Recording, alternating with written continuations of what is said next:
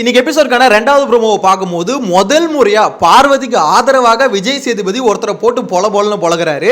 So அதை பார்க்கும்போது இது வரைக்கும் நம்ம இதை பார்க்காத விஷயமா இருக்கும். ஏன்னா இவ்வளோ நாளாக பார்வதி தான் போட்டு பொலந்து பார்த்துருப்போம். பார்வதிக்காக இன்னொருத்தரை போட்டு பொலகிறது இதான் ஃபர்ஸ்ட் டைம் அப்படின்ற மாதிரி சொல்ல தோணுது. ஸோ விஜய் சேதுபதி இந்த ப்ரோமோவை பார்க்கும்போதே கிளியராக உங்களுக்கு தெரிஞ்சிருக்கும். இன்னைக்கு எஃப்ஜே போட்டு பொலன்னு பொலகிறாரு. ஆனால் இது போதுமா அப்படின்னு கேட்டால் போதாது அப்படின்ற மாதிரி தான் சொல்ல தோணுது. ஏன்னு பார்த்தீங்கன்னா அவர் யூஸ் பண்ணுற வேர்ட்ஸ் எல்லாம் பார்த்தீங்கன்னா ரொம்ப நார்மலாக இருக்கு. வக்கு இல்லையா அப்படின்ற வார்த்தையெல்லாம் யூஸ் பண்ணார்.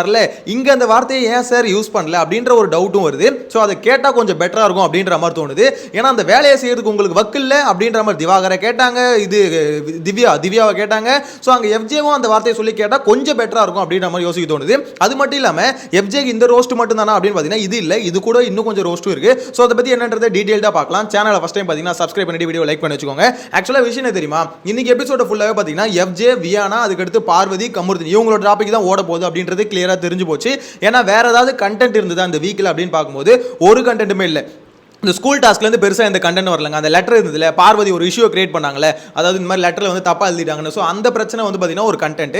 அதை தவிர எஃப்ஜே, வியானா இவங்க வந்து டாஸ்கில் ஒழுங்காக ப்ளே பண்ணாதது ஒரு கண்டென்ட். இதை தவிர பெருசாக வேற எந்த கண்டென்ட்டும் இல்லைன்னு வச்சுக்கோங்களேன். ஸோ இதை தான் எடுத்து பேசி ஆகணும் அப்படின்னும் போது எஃப்ஜே தான் மெயின் கேரக்டர். ஸோ இன்னைக்கு இந்த வாரம் அடி வாங்க போகிறது யாருன்னா எஃப்ஜே தான். போன வாரம் எப்படி திவ்யா, சாண்ட்ரா இவங்களாம் அடி வாங்கினாங்களோ இந்த வாரம் மெயின் கேரக்டர் வந்து எஃப்ஜே தான். ஸோ இந்த இடத்துல பார்வதி வந்து பார்த்தீங்கன்னா அவங்க மனசுக்குள்ள இருந்த அது குமுறல் எல்லாத்தையும் தூக்கி கொட்டுன்னு கொட்டுறாங்க. ஏன்னா ஒரு வாரம் வேலை செஞ்சது எனக்கு பெஸ்ட் பர்ஃபார்மன்ஸும் கொடுக்கல, அது மட்டும் இல்லாம அவன் சைடுல எல்லாம் நியாயம் இருக்குன்னு நம்புறீங்களா அப்படின்ற மாதிரி அவங்களுக்கு பயங்கரமான ஆதங்கம் இருந்தது. எஃப்ஜேவை ஜெயிலுக்கு அனுப்புறோம் அப்படின்ற மாதிரி பிக் பாஸ் சொன்ன உடனே அந்த இது ஸ்டோர் ரூம்ல போய் பார்வதி ஒரு ஆட்டம் போட்டாங்க பாருங்க. அந்த அளவுக்கு அவங்களுக்கு ஃப்ரஸ்ட்ரேஷன் இருந்தது. அடடே போடா அப்படின்ற மாதிரி தான் இருந்தது. ஏன்னா உண்மையிலே சொல்ல வச்சுக்கோங்களேன், எஃப்ஜே வேலை செய்யல. இந்த ப்ரோமோலே விஜய் சேதுபதி என்ன கேட்கிறாரு, அதாவது பார்வதிக்கு இந்த மாதிரி ஹெல்ப் தேவைப்படும் போது என்ன பண்ணீங்க அப்படின்னு கேட்டோன்னா பார்வதி எந்திரிச்சு சொல்லிடுறாங்க, சார் ஒரு இடத்துல உண்மையிலே ஹெல்ப் தேவைப்படும் போது, சமைக்கிறதுக்கு ஹெல்ப் தேவைப்படும் போது எஃப்ஜே அந்த சமயத்தில் இருக்க மாட்டார் சார் அப்படின்ற மாதிரி ஃபர்ஸ்ட் விஷயத்தை சொல்றாங்க. நெக்ஸ்ட் ஓகே அப்படின்ற மாதிரி அதுக்கு அடுத்து கடந்து வராங்க. கடந்து வந்து அடுத்த டாபிக் என்னன்னா இந்த லெட்டர் மேட்ரு. இந்த லெட்டர்லாம் இஷ்யூ ஆகுதுல, அப்போ நீ என்னப்பா பண்ண அப்படின்ற போது இல்லை சார் எந்த இடத்துல எனக்கு கேப்டனா இருக்கணும், எந்த இடத்துல வந்து ஹவுஸ்மேட்டா இருக்கணும் அப்படின்றது கன்ஃபியூஸ் ஆயிட்டேன் அப்படின்ற மாதிரி பார்த்தீங்கன்னா அவர் வந்து பார்த்தீங்கன்னா மழுப்புறாரு. ஸோ அதனால தான் சொல்கிறாரு இந்த மாதிரி நீங்கள் வந்து இங்கெல்லாம் சமாளிக்காதீங்க, ஆக்சுவலாக நீங்கள் வந்து அப்பட்டமாக தெரியுது நீங்கள் வந்து எப்படி சமாளிக்கிறீங்க அப்படின்றத ஓப்பனாக சொல்கிறாருன்னு வச்சுக்கோங்களேன். ஆனால் இங்கே என்னன்னா விஜய் சேதுபதி ஒரு மாதிரி எனக்கு தெரிஞ்சு இவர் நல்லா சமாளிக்கிறாரோ அப்படின்ற மாதிரி ஒரு பக்கம் தோணுதுங்க. ஏன் இதை மறுபடியும் சொல்கிறேன்னா, விஜய் சேதுபதி இந்த இடத்துல எஃப்ஜேவை நல்லா ஆர்ஷாவே ஹேண்டில் பண்ணலாம்.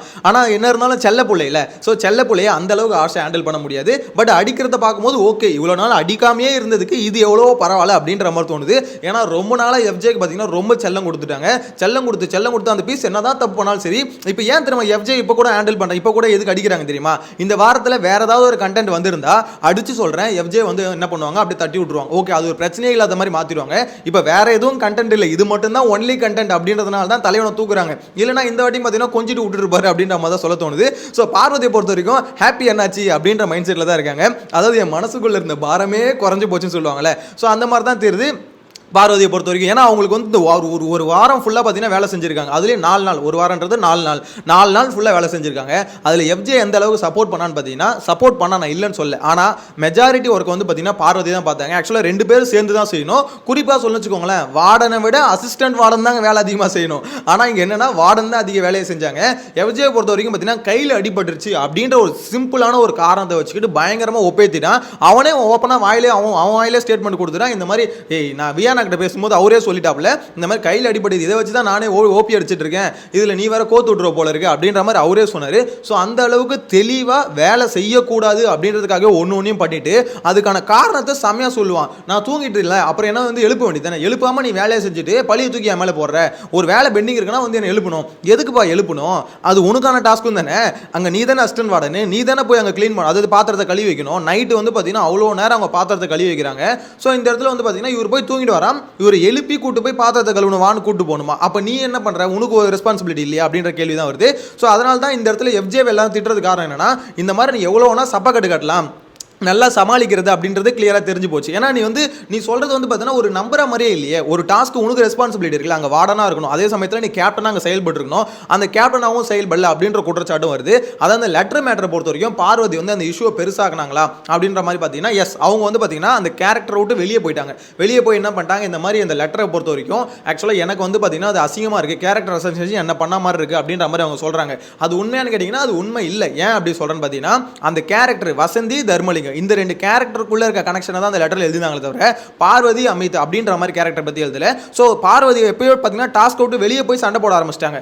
அப்படி அவங்க டாஸ்க் விட்டு வெளியே போயிட்டாலே அங்கே கேப்டன்ற ஒருத்தர் உள்ள வரணும். ஏன்னா இங்கே கேரக்டரை தாண்டி ஒரு சண்டை நடக்குது அப்படின்னும் போது அங்கே வந்து கேட்டிருக்கணும். ஆனால் அந்த இடத்துல விஜய் உள்ள வர மாட்டா. அப்படி அவருக்கு ஏதாவது ஒரு பிரச்சனை நடக்குதுன்னா உடனே நான் கேப்டனா பேசுறேன் அப்படின்ற மாதிரி பொத்துக்கிட்டு வந்துருவாரு. ஸோ அதனாலே இப்போ என்ன கன்ஃபியூஸ் ஆகிடுன்னு சொல்லிட்டு சமாளிக்கிறாரு. இந்த மாதிரி சமாளிக்காதீங்க அப்படின்றத அவர் ஓப்பனாக சொல்றாரு. ஆனால் எனக்கு தெரிஞ்ச திருப்பி எனக்கு அது மட்டும் தோணுதுங்க. சமாளிக்காதீங்க அப்படின்னு சொல்றதை விட அது சப்பக்கட்டு கட்டாதீங்கன்னு சொல்றதை விட நீங்க வந்து பார்த்தீங்கன்னா இன்னும் ஹார்ஷான வேர்டு அதை யூஸ் பண்ணலாம். ஏன்னா அப்பதான் நல்லா புரியும். எஃப்ஜே பொறுத்த வரைக்கும் இதெல்லாம் நல்லா உரைக்குமா அப்படின்னு கேட்டீங்கன்னா உரைக்கிறதுக்கு வாய்ப்பே இல்லை. ஏன்னா வாரத்துலேருந்து திருப்பி ஒரு விஷயம் பண்ணிக்கிட்டே இருக்காரு. லேசியா நடந்துக்குது. ஒரு டாஸ்க்கை பொறுத்த வரைக்கும் பார்த்தீங்கன்னா ரொம்ப லேசியா இருக்கிறது. இதே தான் திருப்பி பண்ணுவார். அவர் கோவம் தான் கோவப்படுவார். அவர் வந்து பார்த்தீங்கன்னா ஒரு ரெஸ்ட்ரிக்ஷன்ஸ்னு எல்லாருக்கும் இருக்குல்ல. இப்போ ஒரு டாஸ்க்கில் நம்ம இப்படி தான் இருக்கணும், நம்ம வந்து ரெஸ்ட்ரிக்ஷன்ஸ் இருக்குது, ஸோ இதுக்கு மேலே கொஞ்சம் ஓவர் டூ பண்ணால் நம்மளை போட்டு கிழிச்சிருவாங்க அப்படின்ற மாதிரி இருக்குல்ல. இவ்வளோ நாள் எஃப்ஜேக்கு பார்த்தீங்கன்னா அது அந்த ஒரு எண்ணமே இருந்ததில்லை. மேபி இன்னைக்கு அடி வாங்கினதுக்கப்புறம் இதுக்கப்புறமாவும் தெரியணும், ஓகே நம்மளும் அப்போ டாஸ்க்கை வந்து கரெக்டாக பண்ணணும்.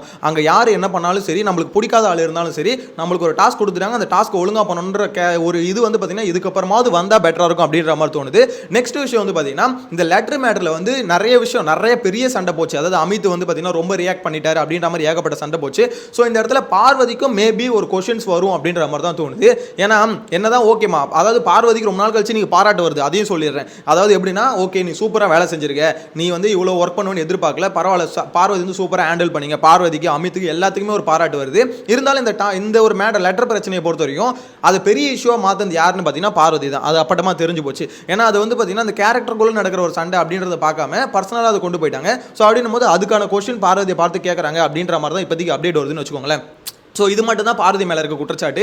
இதெல்லாத்தையும் தாண்டி இன்னைக்கான எபிசோட்ல விக்கல் சீக்கிரமா கேள்வி கேட்பீங்களா மாட்டீங்களா அப்படின்ற ஒரு இதுவும் இருக்குது. அதாவது அவர் ஆடுற கேம் பிளே இருக்குல்ல, அது இன்ட்ரெஸ்டிங்காக இல்லை. அதே மாதிரி நிறைய இடத்துல வந்து ரொம்ப கன்னிங்காக இருக்குது. ஸோ சில இடத்த பாயிண்ட் அவுட் பண்ணி கேட்கணும்னு நினச்சா விஜய் சேதுபதி கேட்கலாம். ஆனால் கேட்பாரா இல்லையான்னு தெரியல.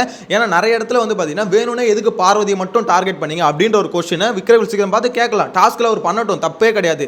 ஏன் விக்கல் இந்த மாதிரி கனியை ஏன் டார்கெட் பண்ணல, ஏன் விக்கல் இந்த மாதிரி அமித்தை டார்கெட் பண்ணல, எதுக்கு வந்து நீங்கள் பிரச்சனை டார்கெட் பண்ணல, ஏன் பார்வதியை மட்டும் டார்கெட் பண்ணீங்க, ஏன் எஃப்ஜேவை டார்கெட் பண்ணல அப்படின்ற ஒரு கேள்வி வந்து விஜய் சேதுபதி கேட்கணும். கேட்டு அதுக்கு விக்கல் சீக்கிரம் என்ன பதில் சொல்றாருன்னு பார்க்கணும். ஏன்னா அவர் வந்து பார்த்தீங்கன்னா ரொம்ப நல்லவன் அப்படின்ற ஒரு வேஷத்தை போட்டுன்னு சுத்திட்டு இருக்காருல்ல, அது இல்லைன்றது பார்க்குற மக்களுக்கு தெரிஞ்சு போச்சு. ஆனால் விஜய் சேதுபதிக்கு அது தெரியுதா இல்லையான்னு தெரியல. ஸோ இன்னைக்கான எபிசோட பொறுத்தவரைக்கும் விக்கல்ஸ் கிட்ட பெருசாக கேள்வி கேட்குற மாதிரி இப்போ வரைக்கும் எந்த அப்டேட்டும் வரல. ஸோ அதை கேட்கணும் சார், அதை ஏன் கேட்க மாட்டீங்க அப்படின்ற மாதிரி தான் என்ன பொறுத்தவரைக்கும் பர்சனலாக கேட்க தோணுதுங்க. ஸோ அது வந்து பார்த்தீங்கன்னா ஒரு பார்சியாலிட்டி பார்த்து கேம் கனி எப்படி ஆடுறாங்களோ அதே மாதிரி தான் விக்கலும் ஆடுற மாதிரி எனக்கு என்னமோ தோணுது. ஸோ உங்களோட கருத்தை கமெண்ட்ல மென்ஷன் பண்ணுங்க. ஓவராலாக பார்த்தீங்கன்னா இந்த வீக்கெண்டை பொறுத்த வரைக்கும் பார்வதிக்கான ஒரு பாசிட்டிவான வீக்கெண்டாக இருக்கும் அப்படின்ற மாதிரி சொல்ல தோணுது. அவங்க ஜாலியாக தான் இருக்காங்க. அதாவது நமக்கு சப்போர்ட்டாக விஜய் சேதுபதி களத்தில் இறங்கி இன்னொருத்தனை அடிக்கிறாரு அப்படின்னா அதெல்லாம் அபூர்வமான விஷயம்.